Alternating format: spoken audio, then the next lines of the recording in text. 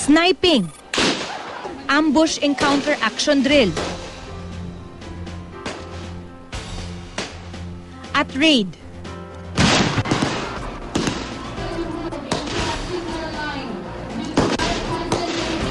Ilan lang ito sa mga dinadaan ng pagsasanay ng 381 kalalakihan at 31 kababaihang PNP Scouts sa kanilang 6 na buwang training sa Police Regional Office 11.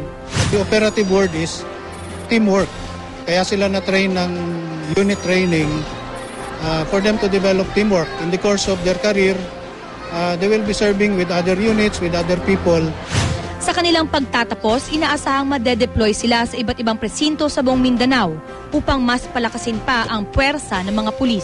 Specialization nito is more on anti-criminality na sa karamihan sa kanila ay ma-assign sa Regional Public Safety Battalion.